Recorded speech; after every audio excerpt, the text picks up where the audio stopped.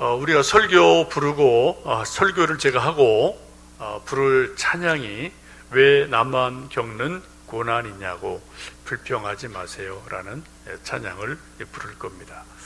이거는 김석균 선교사님이 이제 만들고 부른 찬양입니다. 여러분도 잘 아실 거예요. 이 찬양이 지금도 많이 불리지만 이 찬양이 가장 많이 불렸던 때는 1997년, 98년 그때쯤입니다. 여러분 1997년, 98년에 무슨 일이 있었죠? IMF가 있었습니다. 국가가 부도가 났어요. 수많은 회사들이 문을 닫았습니다. 수많은 직장인들이 하루 만에 직장을 잃고 그냥 쫓겨나는 일들이 여기저기서 있었습니다. 저도 그때의 모습을 조금 교인들 통해서 기억을 하고 있습니다.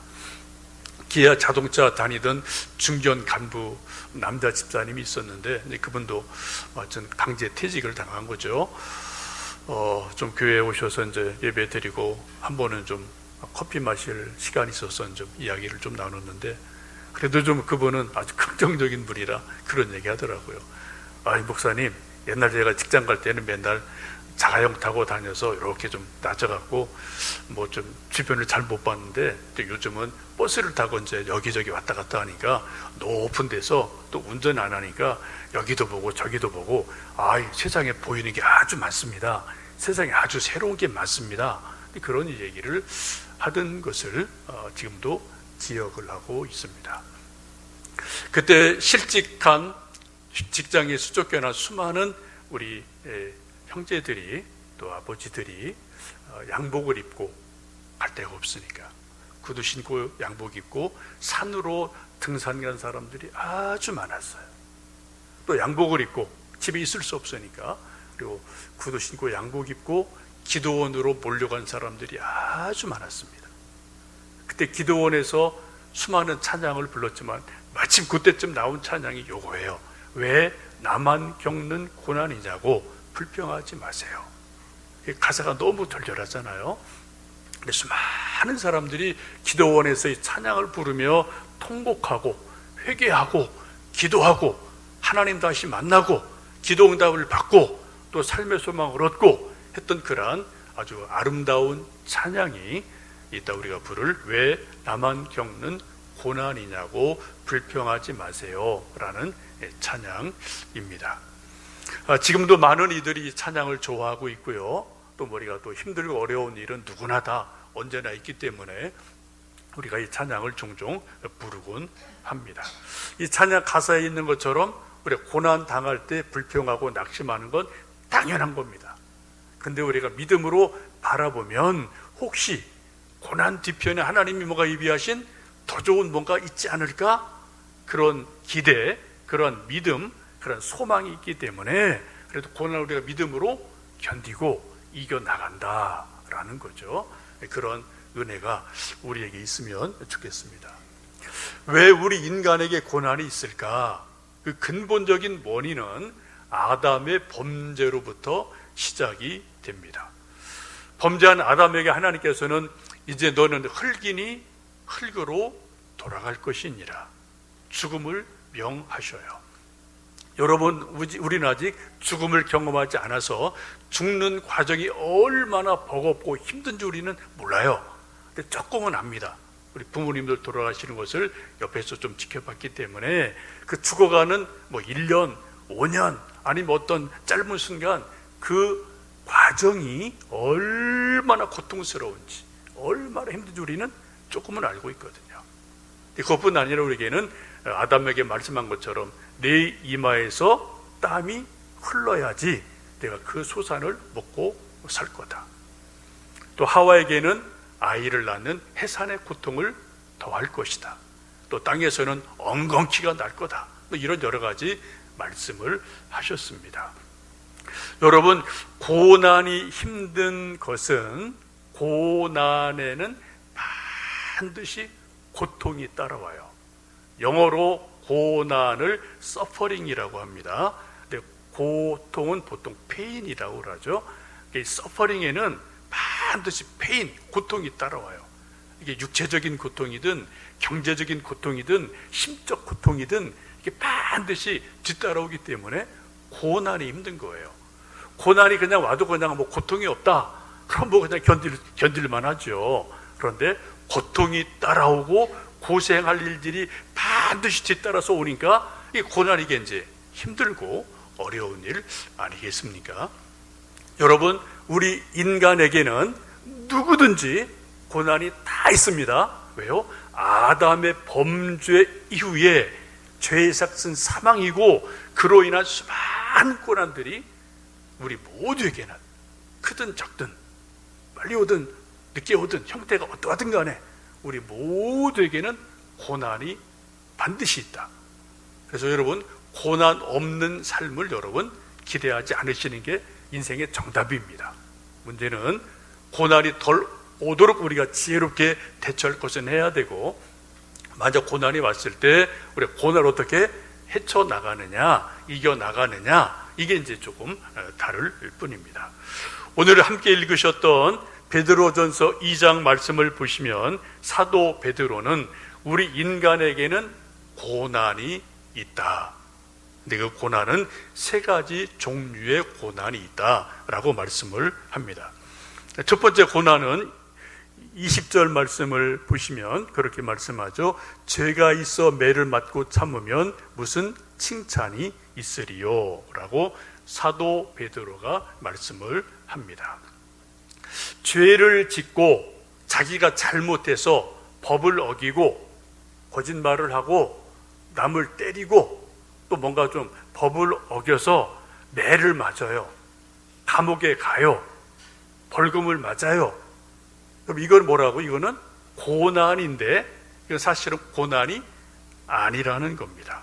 이거는 당연한 거다. 그런 칭찬받을 일이 결코 아니다라고 말씀을 합니다. 여러분, 이런 것은 고난이라고 말하기보다는 징벌이다라고 말하는 게 더 옳은 표현이겠죠. 누군가 다른 사람에게 피해를 줬어요. 법을 어겼어요.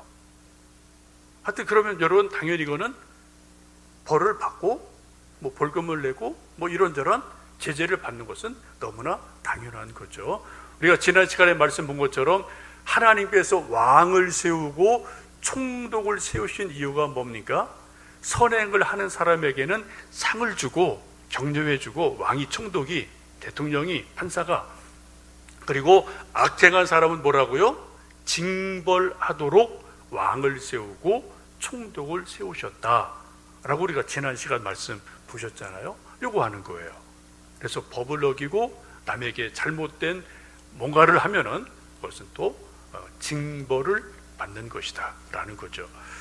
그런데 사람들이 참 이상해서, 분명히 우리가 볼 때, 판사가 볼 때 당신은 죄가 있어 해서 감옥에 가라고 그랬는데, 나는 의로운 사람입니다, 나는 의로운데 나는 희생을 당한다, 그렇게 말하는 사람들이 옛날에도 있고 지금도 있어요.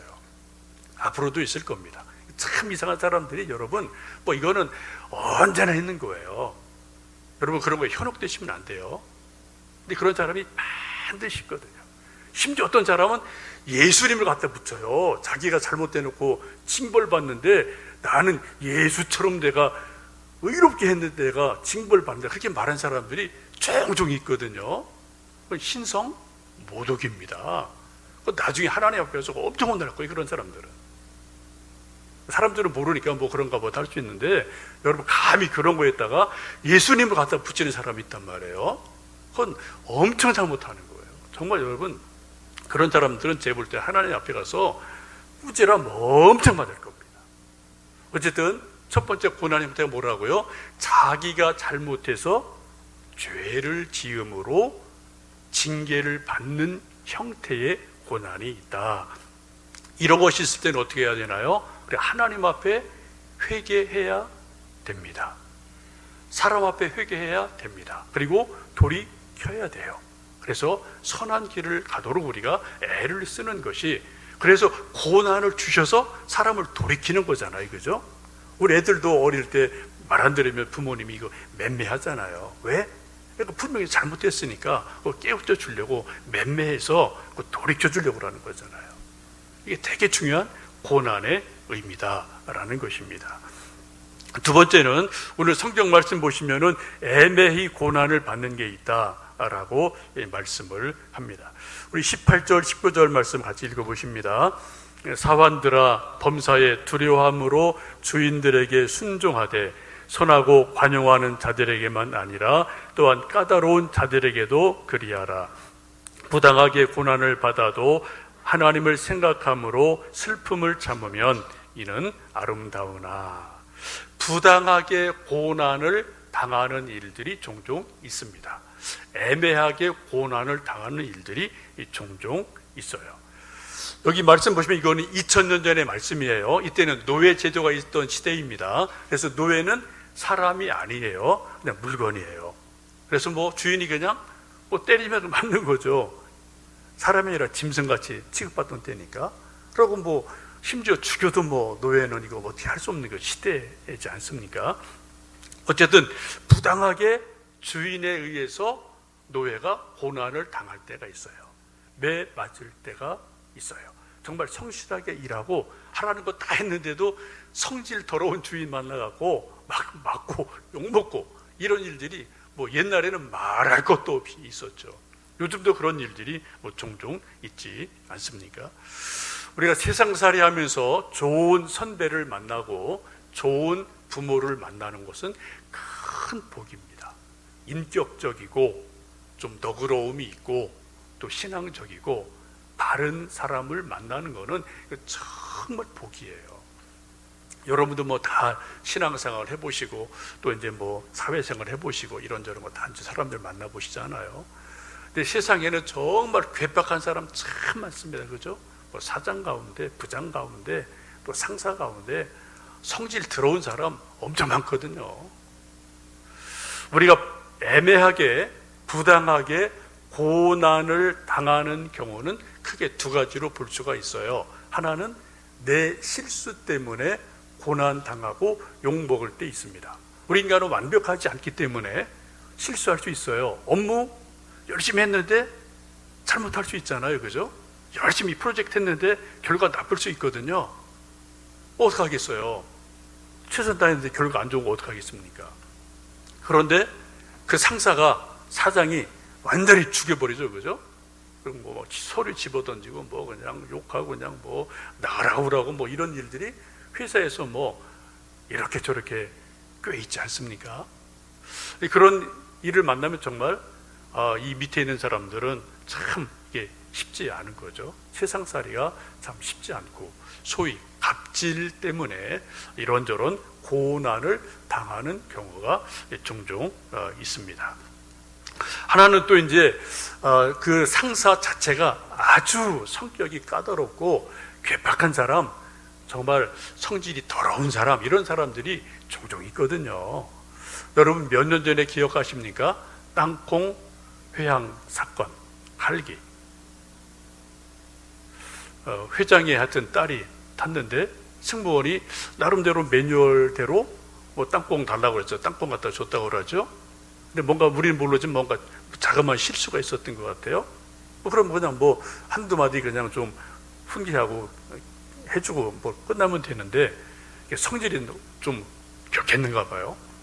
그냥 뭐 비행기 돌려버리고 뭐 그 사람만 아주 그냥 뭐 엄청나게 윽박지르고 뭐 잘라버리고 뭐 이런 일들이 있었잖아요. 근데 이런 것이 이제 막 사회 문제가 되고 또 뭐 매스컴을 타고 이래서 뭐 이게 뭐 한동안 아주 시끄러운 그러한 일들이 있지 않았습니까? 여러분 사람들이 다 온유하고 다 마음이 너그럽고 뭐 다 이렇게 좀 사람들이 성품이 좋으면 좋은데 그렇지 않거든요. 그죠? 뭐 저나 여러분이나 성품이 좋을 때도 있지만 또 내 자신이 힘들고 어려우면은 또 신경이 곤두서고 다 사람들은 뭐 그죠? 뭐 그런 부분이 있기 때문에 꼭 그 사람만도 아니에요. 사실은 우리 모두 다 그런 가능성들을 가지고 우리는 뭐 이 세상을 살아갑니다. 어쨌든 자기의 실수 때문에, 자그마한 실수 때문에 너무 크게 고난을 당할 때가 있어요. 혹은 아주 안 좋은 상사를 만나서 그냥 괴롭힘을 당하고 갑질을 당하는 그런 일들이 뭐 지금도 뭐 세상 곳곳에 있잖아요. 뭐 얼마 전에 죽었던 공군의 여자 중사 문제도 뭐 그런 문제이겠고요. 하여튼 그런 일들이 뭐 지금 우리가 알든 모르든 세상 곳곳에 여기저기에 뭐 아주 비일비재하게 있음을 우리는 잘 알고 있습니다. 이런 일은 옛날에도 있었고 오늘날도 있고 앞으로 우리 자녀들이 세상을 살아갈 때도 계속 있을 겁니다. 그래서 여러분, 우리 자녀들이 어디 회사에 나가고 또 군대에 가고 또 여기저기 직장 가다 보면은 이제 엄마 아빠한테 툴툴거리는 얘기를 뭐 종종 할 일이 있지 않겠습니까? 그건 뭐 세상이 원래 그런 거다라고 우리가 이거는 인정을 일단 하셔야 돼요. 왜요? 제가 초반에 말씀드린 것처럼 아담의 범죄 이후에 우리 모든 인간은 다 죄인이기 때문에 죄성이 다 속에 있어요. 악한 게 다 있다고요. 그래서 우리 인간들에게는 그 악한 죄성 때문에 하나님이 주시는 고난도 있지만 인간들로부터 나오는 수많은 고난들이 이 세상에는 언제 어디나 있게 마련이다라는 것입니다. 이런 고난을, 애매한 고난을 당할 때 우리는 세 가지로 대응할 수가 있습니다. 뭐 내가 재수가 없구나, 내가 힘이 없으니까, 빽이 없으니까 그냥 당해야지 뭐 라고 포기하는 형태가 있을 수 있을 거예요. 소가리하고 끙끙거리는 그러한 사람도 있겠죠. 또 하나는 요즘은 뭐 그런 시대가 아니어서 다 뭐 인권이 강조되는 시대이기 때문에 제도가 있고 법이 있어서 그런 거를 어디에다 이렇게 다 인권위원회나 어디에다 정상적으로 이야기하면 다 거기서 이걸 객관적으로 처리해서 옳고 그름을 판단해 주는 일들이 있잖아요. 근데 그런 법이나 제도를 우리가 이용을 해서 시시비비를 우리가 가릴 수 있는 것도 지혜이기도 합니다. 그래서 자기 자신이 스스로 보호받을 수 있는 것, 이거는 뭐 당연한 일이라고 보여집니다. 근데 오늘 성경 말씀은 조금 각도가 달라요. 사도 바울이 말씀하는 것은 우리가 부당하게 고난을 당할 때에, 이 일을 당할 때 하나님의 뜻이 있으신가 혹시 생각해서 하나님을 생각함으로 참으면 이것은 아름다운 것이다 라고 성경은 말씀합니다. 그래서 중요한 단어가 부당하게 애매하게 고난을 당할 때 하나님을 생각함으로 참으면, 슬픔을 참으면 하나님 보시기에 아름다운 것이 된다. 이게 참 쉽지 않은 말씀이죠. 고난은 분명히 힘든 겁니다. 애매한 고난이에요. 부당한 고난이에요. 또 뭐 내 실수에 비해서 고난이 너무 크게 몰려와요. 그런데 이런 고난을 당할 때 하나님을 바라보고 하나님을 생각함으로 그 슬픔을 잘 참으면 하나님이 기뻐하신다. 하나님께 아름다운 일이 된다. 하나님이 책임져 주신다는 거예요. 여러분, 이런 고난을 당할 때 하나님을 생각함으로 슬픔을 참는다는 것은, 아까 우리가 찬송도 부르겠지만 왜 이런 고난이 내게 있는지, 혹 고난의 뒤편에 하나님의 뜻이 있는지를 생각을 하면서 이 고난을 통해서 나를 하나님이 훈련시키시는 건가? 나를 또 더 좋은 믿음의 사람으로 만들어 가시려고 이런 고난을 영적으로 훈련시키려고 나에게 주시는 건가? 그런 것으로 받아들이고 믿음으로 잘 지키고 하나님을 바라보면 그렇게 우리를 만들어 가신다, 그런 뜻이기도 합니다. 이런 일들이 성경에 아주 많죠. 요셉이 그랬습니다. 욥도 그랬습니다. 다니엘도 그런 경우죠. 여러분, 성경에 수많은 사람들을 보면은 애매한 고난을 당했어요. 부당한 고난을 당했어요. 요셉 보십시오. 물론 뭐 조금 형들한테 밉보인 게 있죠. 뭔가 말을 좀 잘못한 건 분명히 있어 보여요. 그런데 과도한 거죠. 그렇다고 좀 형들한테 꾸지람 받으면 되는 정도인데 형들이 신경질이 나니까 이런 거 그냥 아예 없애버려라. 그래서 뭐 종으로 죽이려다 그래도 봐줘서 종으로 팔아버리잖아요. 이게 부당한 고난이죠. 애매한 고난이죠. 근데 요셉이 어떻게 했습니까? 그거를 하나님께서 하실 일이 있음을 알고, 꿈을 꿨으니까 알고 계속 하나님을 바라보고 그 슬픔을 이겨냈어요. 기다렸어요. 그랬더니 하나님이 하나님의 손길과 섭리 속에서 마침내 총리로 세우시는 놀라운 일을 보게 됩니다. 욥도 뭐 그런 말씀이고 스토리가 아니겠습니까? 우리 한국 역사에서 고난을 당한 수많은 사람들이 있는데 그분 중에 하나가 다산 정약용입니다. 이분도 뭐 그 당시가 이제 뭐 당쟁이 심하고 뭐 여러 가지 복잡한 시대입니다만, 다산 정약용이 고난을 당한 핵심적인 이유는 신앙 문제예요. 천주교 문제 때문입니다. 이분 분명히 하나님 믿는 사람이었어요. 이제 한양대 정민 교수가 다산 정약용의 이제 연구의 권위자인데, 그분이 정약용에 대한 책을 여러 권 썼습니다. 저도 뭐 거의 다 읽어봤어요. 근데 그 중에 이제 하나가 이제 몇 년 전에 나온 다산은 신부였다라는 책이 있는데, 이분이 좀 신앙적인 관점으로 정약용으로 이렇게 좀 계속, 이건 뭐 사료를 가지고 연구하는 거니까 이게 소설이 아니에요. 학자들은 소설 쓰면은 이거 잘려버립니다. 이거 정확하게 하여튼 사료를 가지고 써야 되거든요. 근데 하여튼 그 책을 보면은 그런 맥락과 흐름들이 아주 많이 보이는 것을 볼 수가 있어요.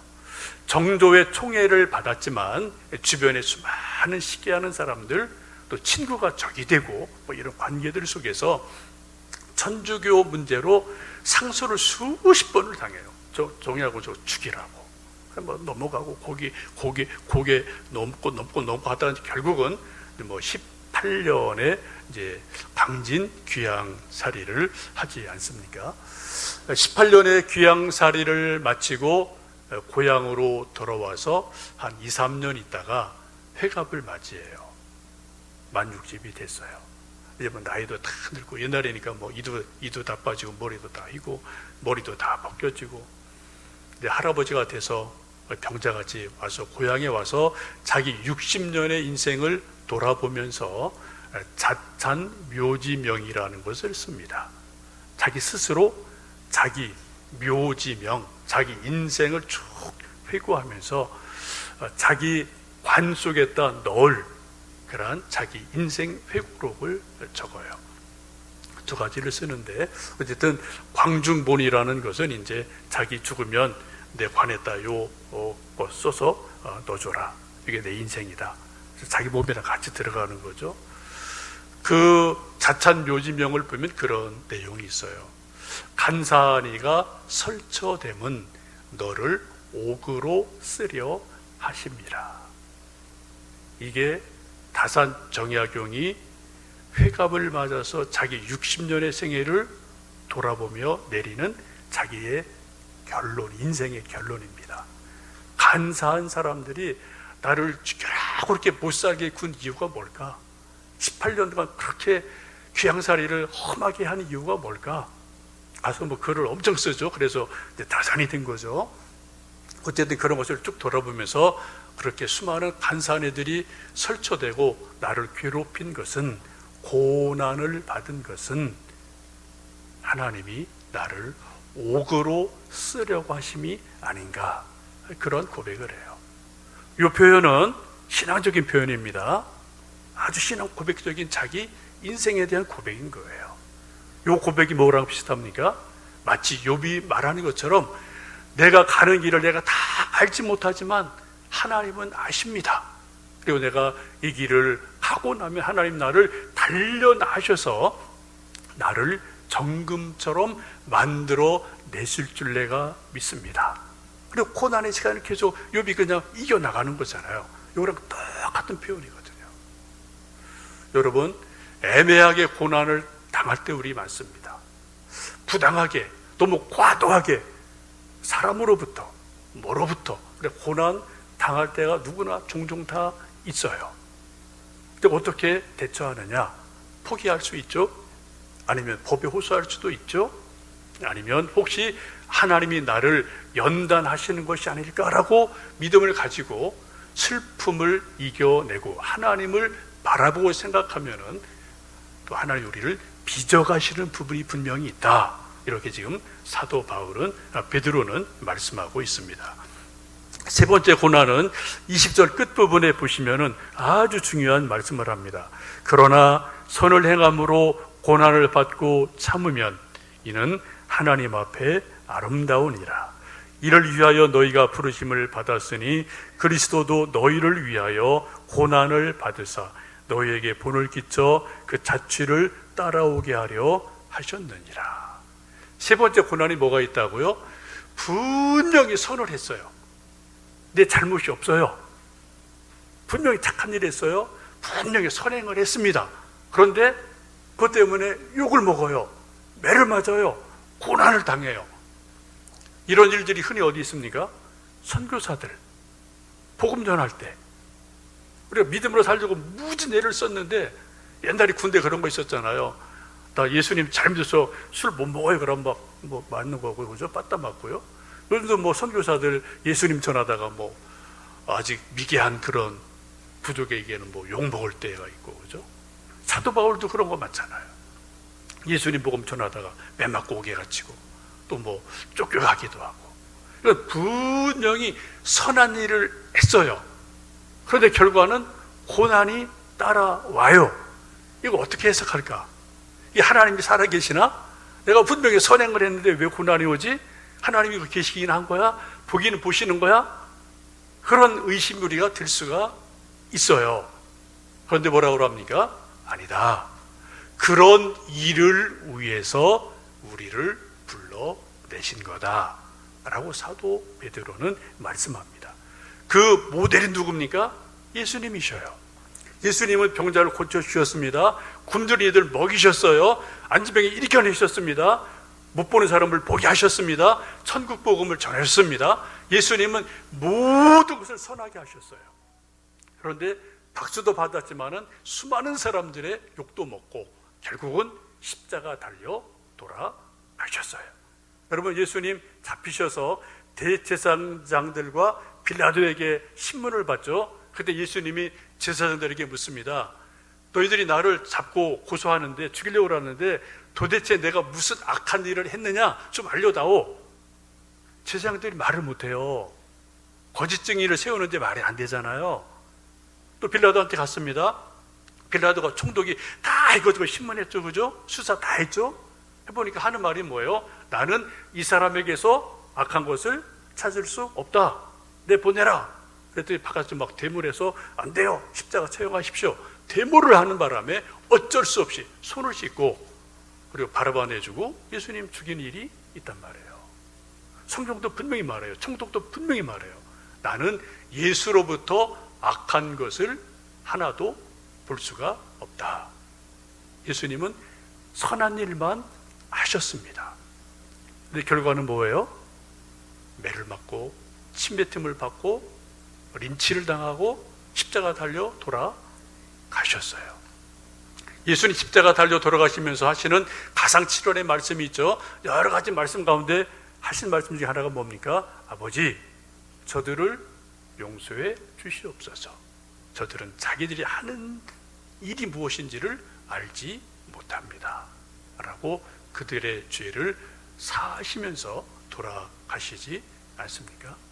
이렇게 선을 행했음에도 불구하고 고난을 기꺼이 하나님을 바라보고 당했을 때 하나님이 예수님을 어떻게 해요?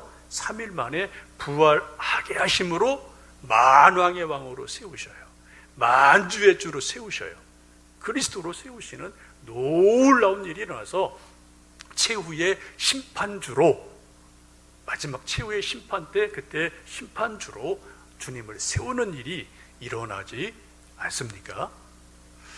여러분, 우리도 인생을 살다 보면은 내 실수로 고난을 당할 때가 분명히 있고요. 누구나 다. 아니면 애매한 고난을 당할 때도 있고, 선을 행했음에도 불구하고 고난을 당할 때가 있어요. 우리 실수로 고난 당할 때는 빨리 돌이켜서 뭔가를 이제 바른 길로 가야 되겠죠. 애매하게 고난 당할 때는 아까 말씀드린 것처럼 요즘 뭐 시대가 좋아져서 법이나 제도가 다 있어서 인권 문제 가서 얘기하면은 또 해결할 만큼 해결해 주는 건 분명히 있거든요. 그래서 좀 자유로울 수 있어야 돼요. 뭐 그렇게 눌려 살 필요 없지 않습니까? 그럼 우리가 선을 행했는데도 고난을 받는다. 여러분, 이게 이제 우리에게 중요한 문제 아니겠습니까? 어떻게 하라고요? 예수님을 생각함으로, 하나님을 바라봄으로 슬픔을 참고 이겨내면 하나님이 하시는 일이 분명히 있다. 이거를 기억하시면서, 요즘도 우리가 모두 다 어려운 시대를 살아갑니다. 뭐 이런저런 고난들이 크든 작든 다 있는데, 그런 고난 속에서 하나님의 인도하심, 이기게 하심, 우리를 또 연단하심을 바라보며 믿음으로 승리하는 우리 모두 되기를 주님의 이름으로 축복합니다.